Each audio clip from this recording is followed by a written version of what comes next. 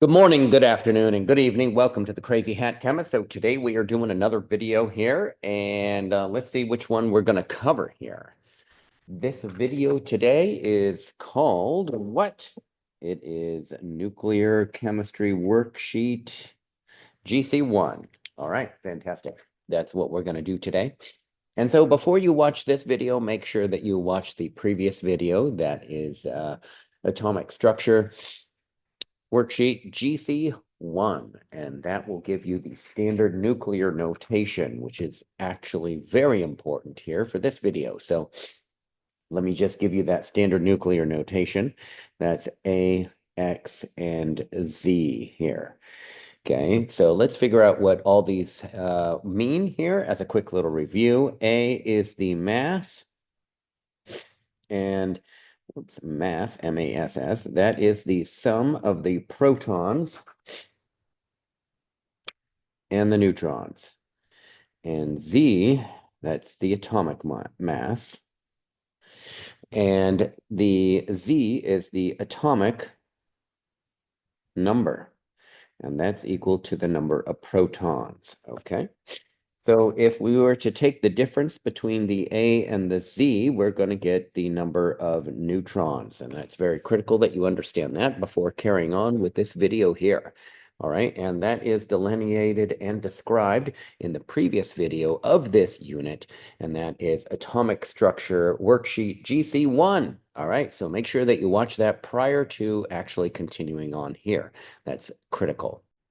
The other critical part is that you need a periodic table. And so we're going to be using that here today quite frequently. Absolutely, most certainly. So make sure that you have a periodic table on hand.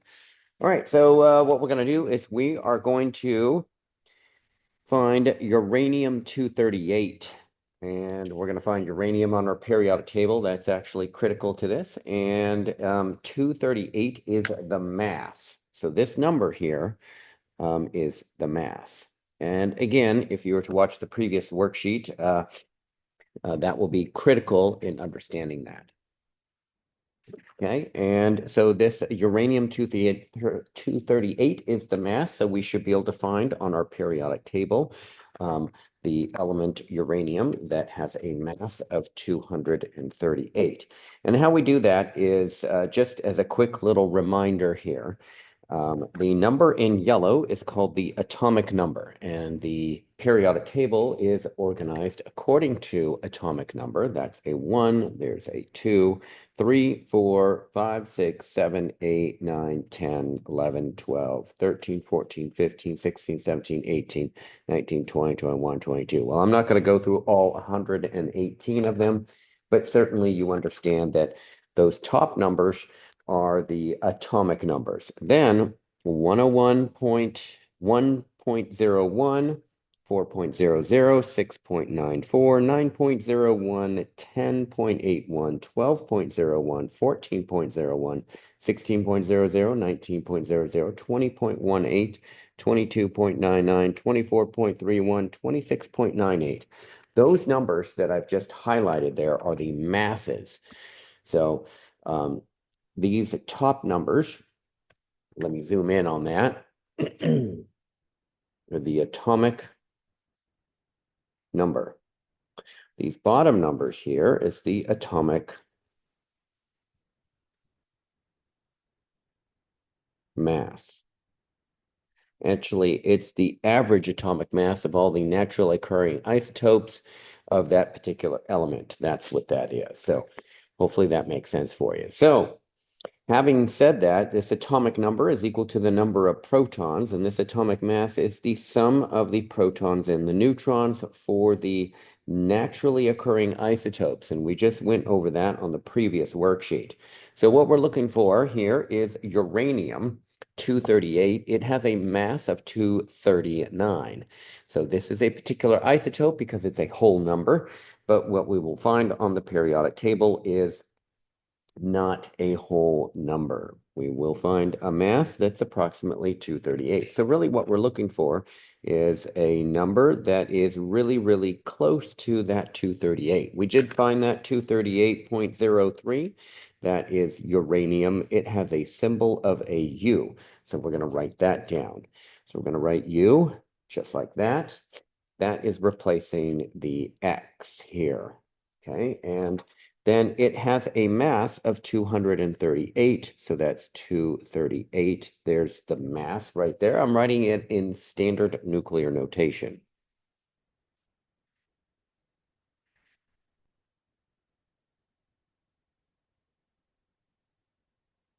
This is standard nuclear notation. Okay.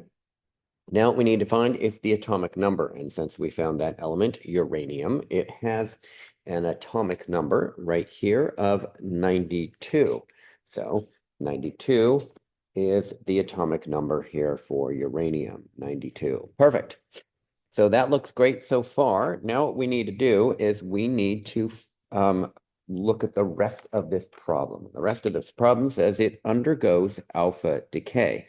And we're going to write the equation for the following element undergoing alpha decay. So these are all decay processes. So there's only one reactant. There'll be two products.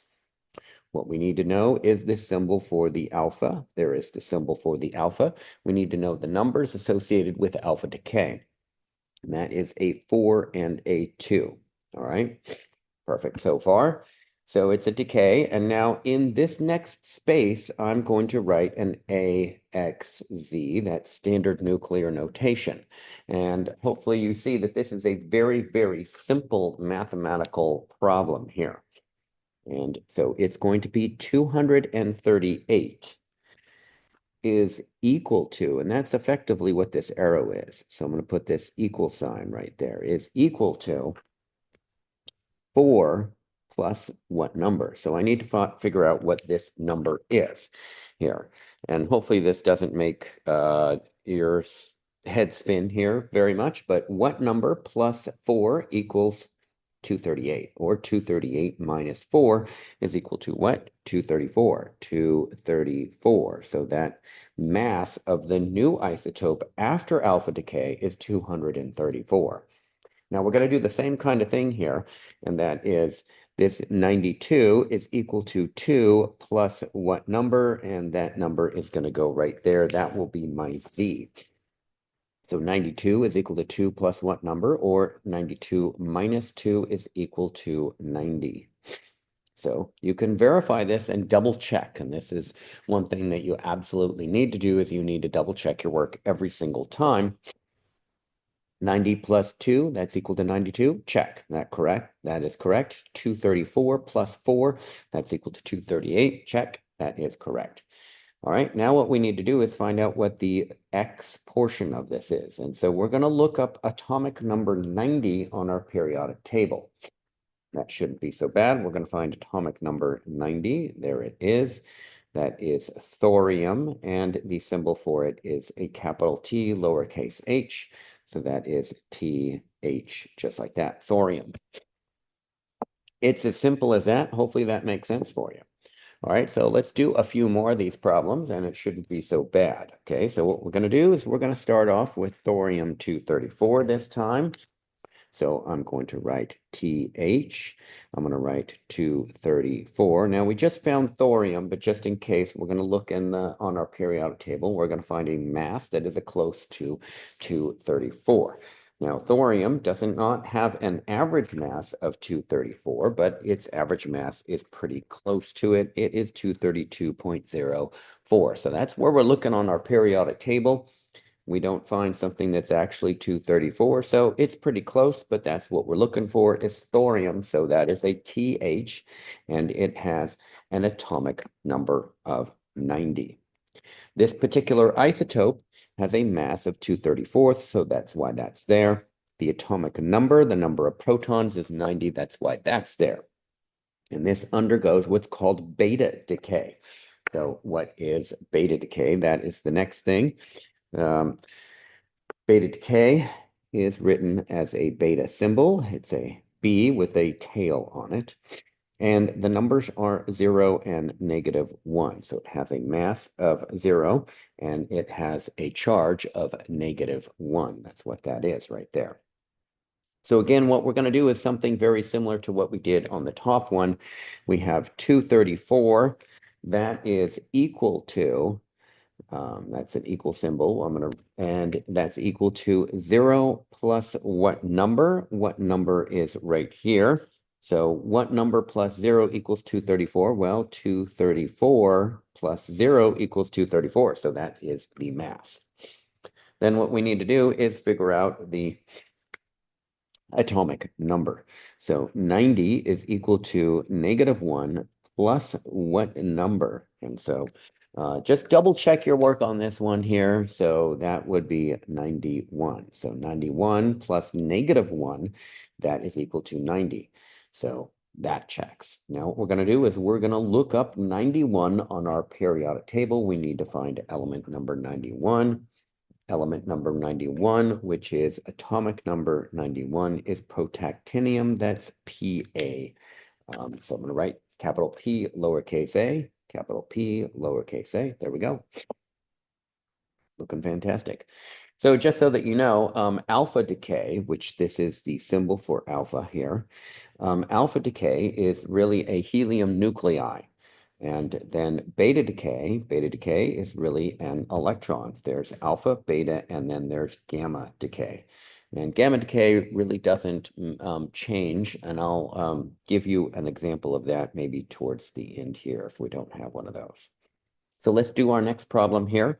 It says uranium-234 undergoes alpha decay. So uranium-234 undergoes alpha decay. So we're going to write uranium, that's U, and that's 234.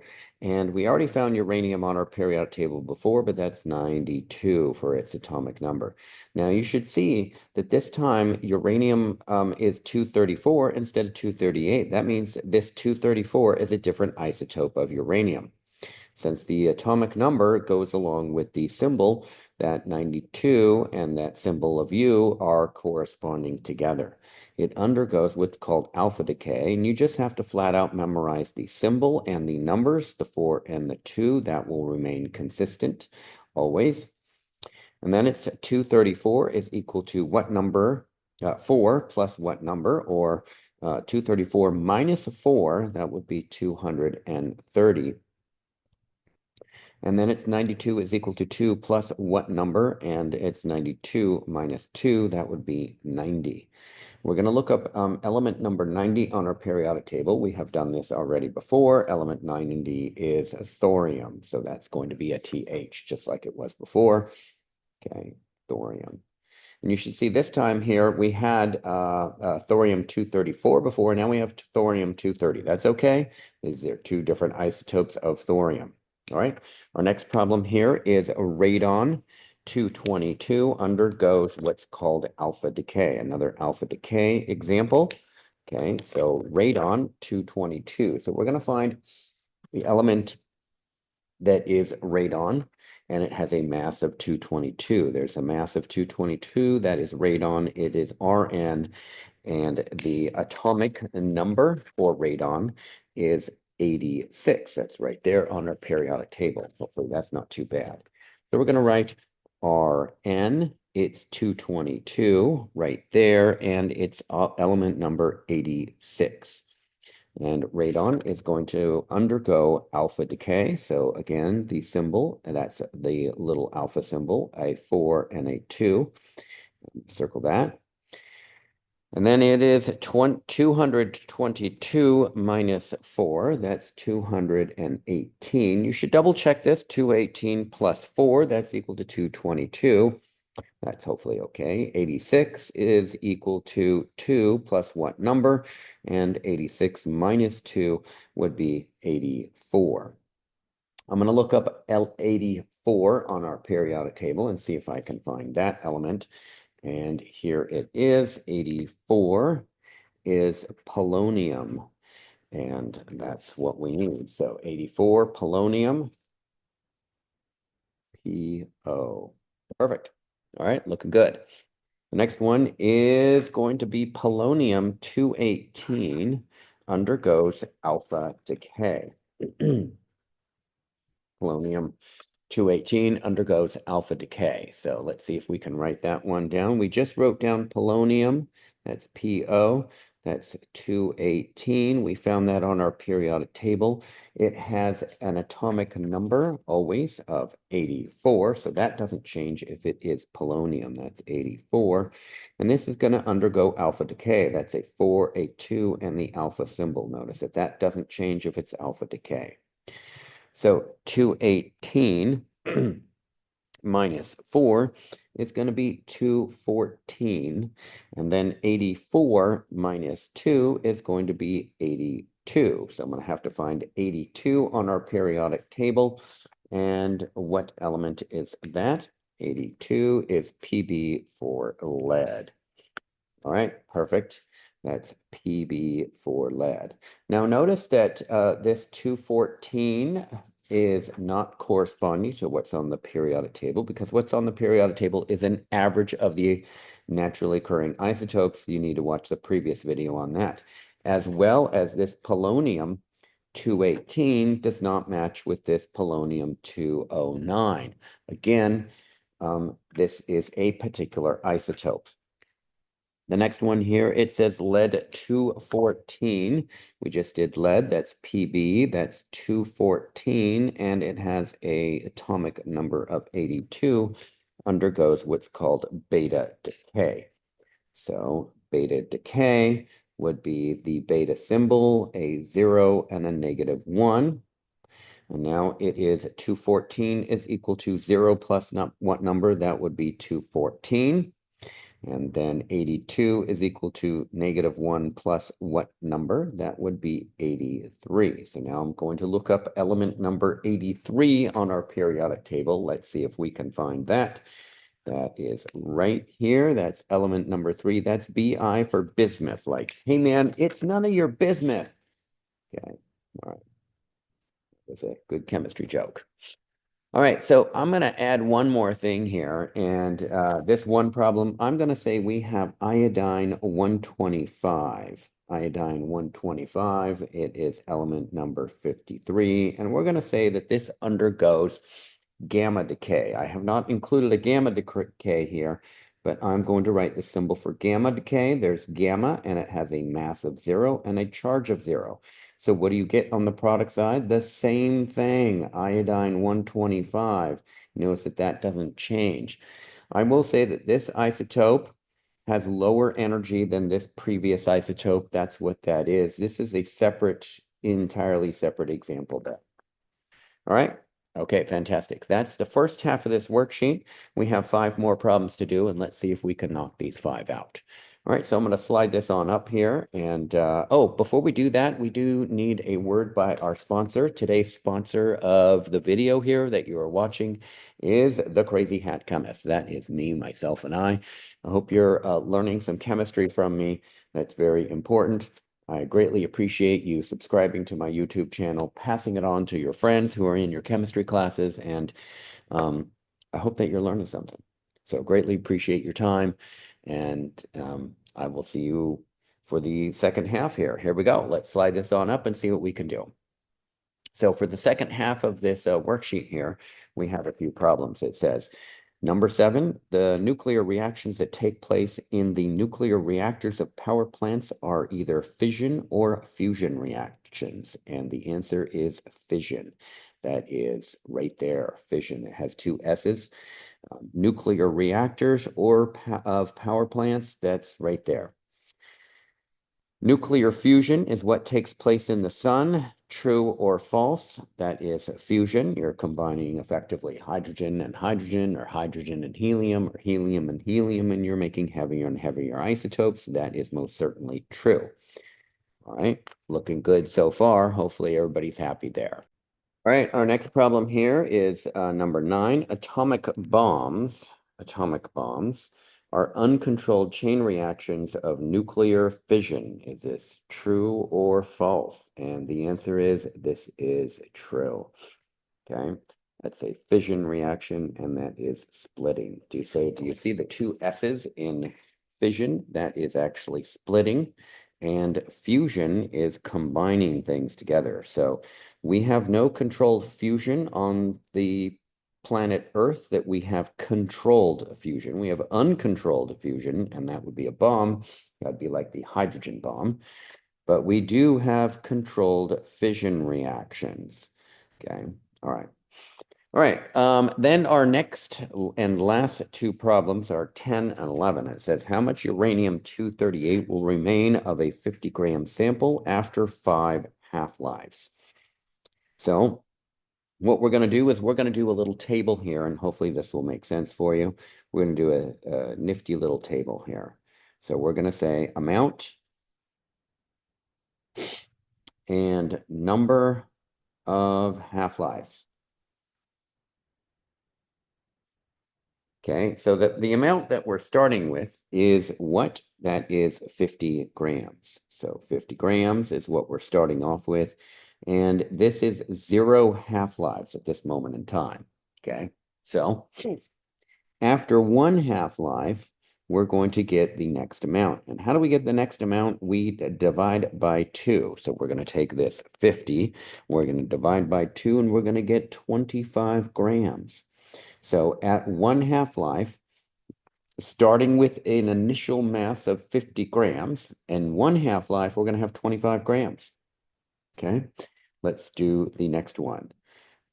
2, 3, 4, and then finally 5. So this is really where our answer is, and we're looking for this number here. Okay, but we're going to do this in series of steps. So what we do is we just add 1 each and every time right here to get the number of half-lives. That's what we're doing here in this column. Okay, we're just adding 1 each time. In this next column, what we're doing is we're dividing by 2 each time. So we're going to take our 25, divide by 2, and in 2 half-lives, we'll get 12.5 grams. Okay, these correspond to that. In 3 half-lives, we're going to take that 12.2 and divide that by 2 again, divide by 2, and we'll get 6.25 grams. Perfect, looking good. That's 3 half-lives. So we're going to take this 6.25 and we're going to divide by 2 again, and we're going to get 3.125 grams for 4 half-lives. And then finally, at 5 half-lives, we're going to take this 3.125, divide by 2, and we're going to get 1.5625 grams. And this is our answer. How much remains at 5 half-lives? 1.5625 grams. That is our answer. Hopefully that works out good for you. All right, now I don't know what math class you are in, but I'm going to show you another process here, and let's see if this works for you. Okay, so this next one is a different equation. It's 1/2 to the power of n, and the original is equal to remaining. Okay, so this n is the number of half-lives. So we're going to plug directly into this equation. This 1/2 is a constant. The number of half-lives is however many half-lives, and this is the original amount. We're going to figure out how much remains. So we're going to plug into this. This is an alternate method.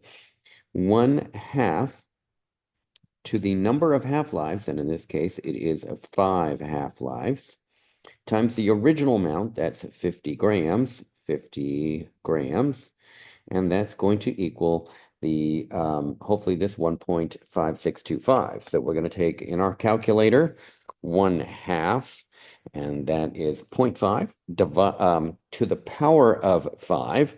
Make sure that's to the power, times 50. And what do we get on our calculator? 1.5625 grams remains. So you're actually getting the same answer. You can do it with this table, or you can use this equation, either one. There's also one other equation, and that is the integrated first order rate law, and that is an alternate method. Okay. All right, so let's see if we can do the next problem here. All right, so our next problem here, we're going to, it says the half-life of protactinium 234 is 6.70 hours. How much will remain of a 100-gram sample after 4 half-lives? So we're going to set up the table just like what we had before. Okay, and we have number of half-lives.